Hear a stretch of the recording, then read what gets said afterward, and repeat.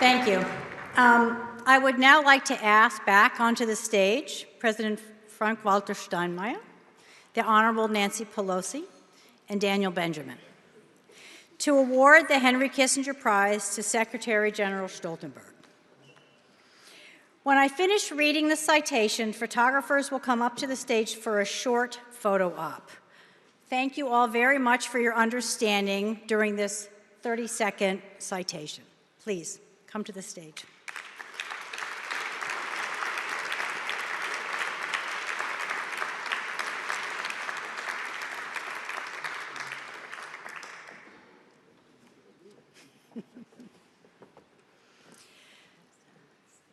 Secretary General Stoltenberg, for an extraordinary lifetime of public service and commitment to the transatlantic relationship, Jens Stoltenberg is awarded the American Academy in Berlin's 2023 Henry A. Kissinger Prize. Stoltenberg's contributions to his native Norway, the Atlantic Alliance, and the international community are beyond number. He served as Prime Minister of Norway for nearly a decade, followed by 2 prior ministerial posts, and is now in his 10th year as Secretary General of the North Atlantic Treaty Organization. It is for this current position in particular that the American Academy recognizes the historic role Jens Stoltenberg has played in rallying NATO members to support Ukraine in its fight against Russian aggression. While the war continues, the West has been galvanized in ways hardly imaginable just before its outbreak, with Ukraine receiving the extraordinary support that has enabled its brave forces to defend their young democracy beyond all expectations. In addition to his work for the defense of freedom in Ukraine, the Secretary General has demonstrated remarkable diplomatic skill and resolve during multiple rounds of NATO membership enlargement. For his tireless and skillful efforts in sustaining and strengthening our community of democracies and advancing its core values, we are deeply indebted to Secretary General Jens Stoltenberg and congratulate him for receiving the 2023 Henry A. Kissinger Prize. Congratulations.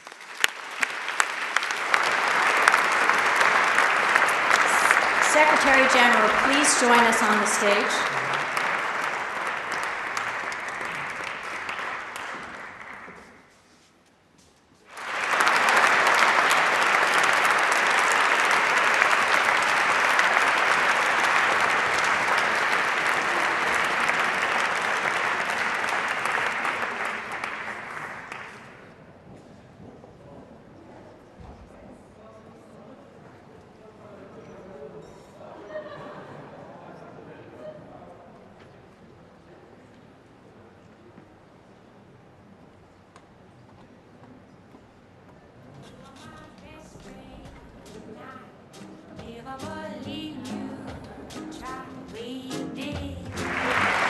Good evening all. I am really honored and proud to receive this prestigious award.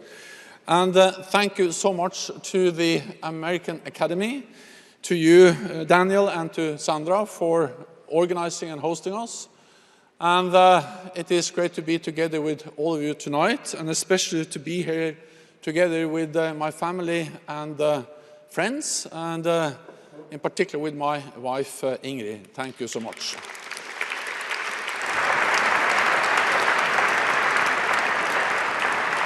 This prize truly means a lot for me personally.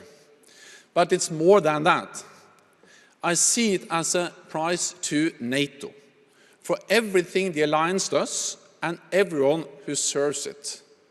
The many hard-working people behind the scenes and the dedicated men and women in uniform keeping us safe. This one is for them. I'm also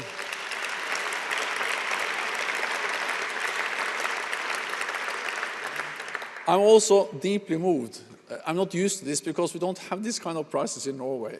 So I'm deeply moved by the words of President Steinmeier and Speaker Emerita Pelosi. Thank you both. You have both been incredible pillars of the transatlantic bond throughout your professional lives. Frank-Walter, as you said, you and I, we have known each other for many years and actually worked together for many years.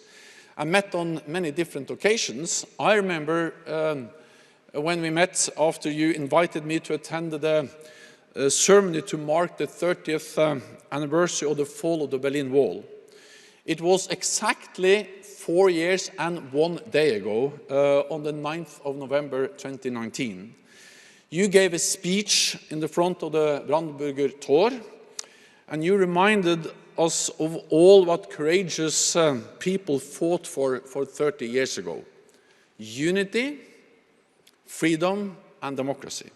It was an emotional event, recalling a moment that changed Germany, Europe, and the course of history. Nancy, I have deeply valued our cooperation over the years. And at a crucial moment, and what shall I say, a somewhat difficult time for NATO back in 2019, you, as you said, invited me to address a joint session of the Congress. It was a remarkable and unforgettable moment for me. But more than that, your invitation sent an important message at an important time. A message that the United States values its friends and allies. A message about the strong bipartisan support for NATO and the transatlantic relationship. And a message that regardless of changing political winds, some things remain. Tonight, sadly, Henry Kissinger could not be with us, and I wish him speedy recovery. He is a great man, a passionate transatlanticist, and a very skilled diplomat. But for me, he's actually something more. Henry was an important part of my own political awakening, perhaps in a different way than you now think. Because at the age of 13, my older sister, Camilla, who is also in this room, took me to a Vietnam War protest in front of the US Embassy. And at that time, we didn't admire Henry Kissinger the same way we do today. At that time, Henry Kissinger was US National Security Advisor. But at the same time, he was responsible for negotiations to end the war in Vietnam. He wanted the US out of Vietnam, and so did I, but albeit for different reasons. I have to admit that Dr. Kissinger and I, we agree a lot more now than we did back then. Last spring,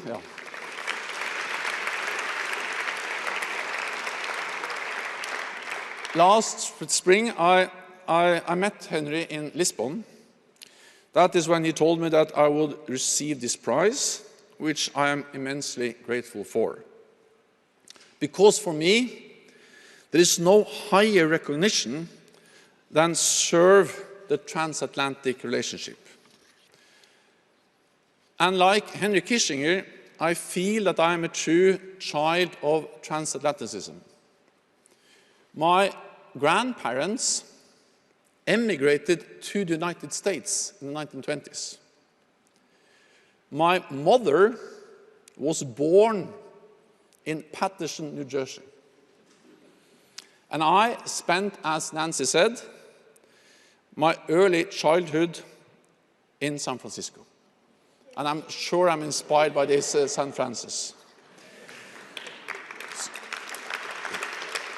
So this has given me a deep sense of kinship with the United States, a kinship that has only grown throughout my life.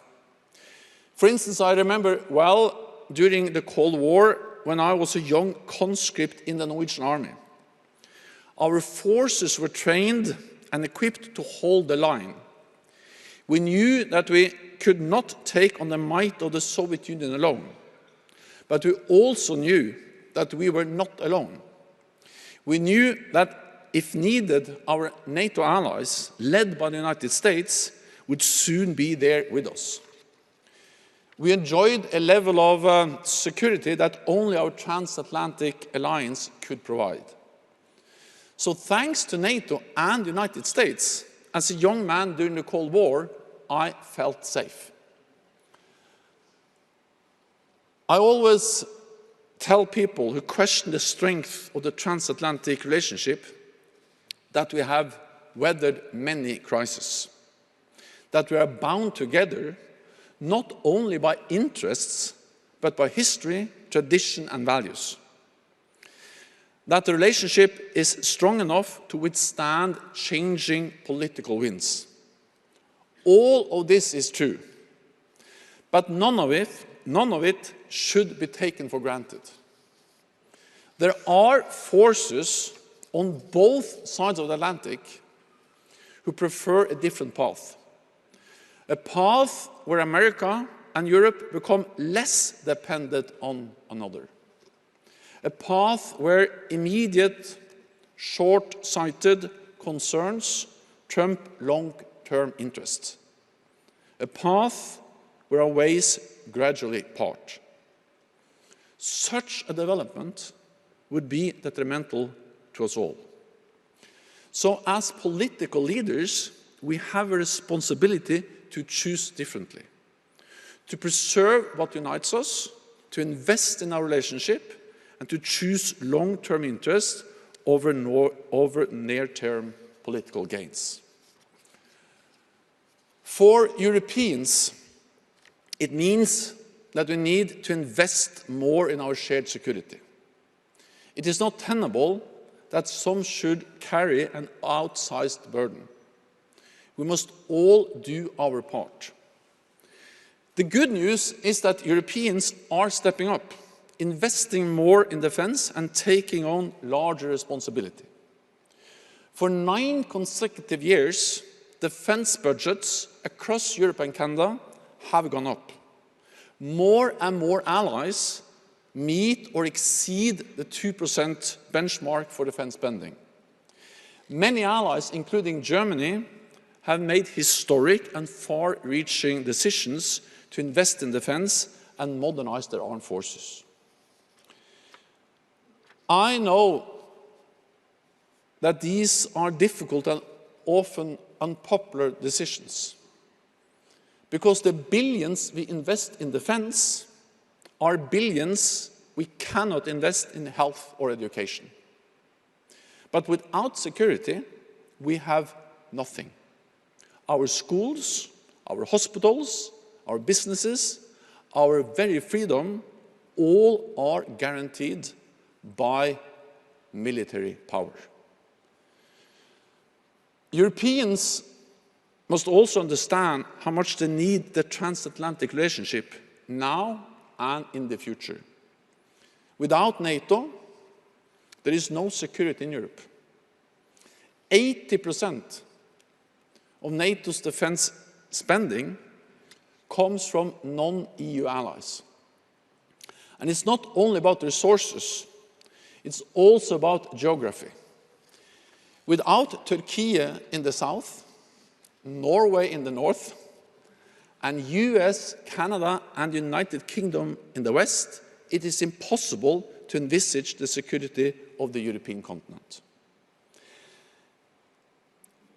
And even if somehow Europeans could manage without the transatlantic alliance, it is not clear why we would want to do so, or why it should be in our interest.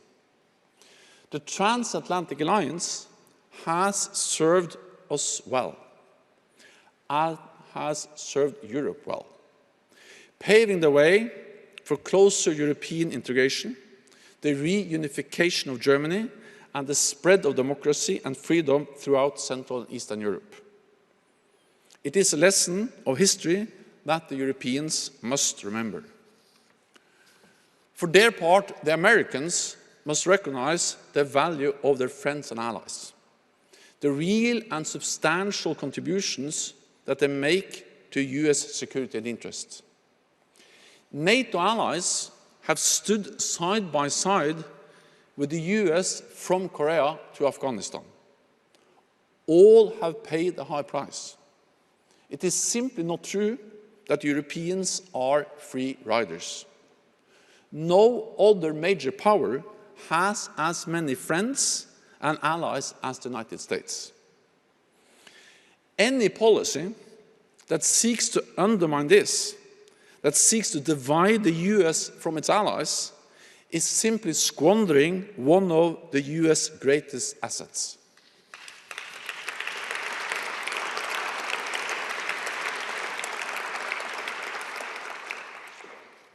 After one of our summits in Brussels, President Biden and I walked out of the NATO headquarters together. It was late, and everyone else, except a handful of advisors, had left. We stopped by the 9/11 memorial right outside the building, a twisted steel beam from one of the Twin Towers.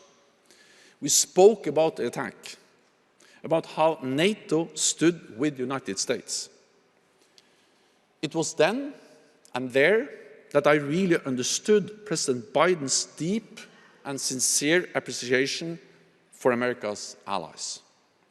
A sentiment that is shared by a long line of Democrats and Republicans alike. Alliances make America stronger. We live in a more dangerous world. We live in a more unpredictable world. Great power competition is on the rise. Authoritarian powers are challenging our interests and values. There is a war in the Middle East, and the war in Ukraine continues to rage. A strong NATO is more important than ever.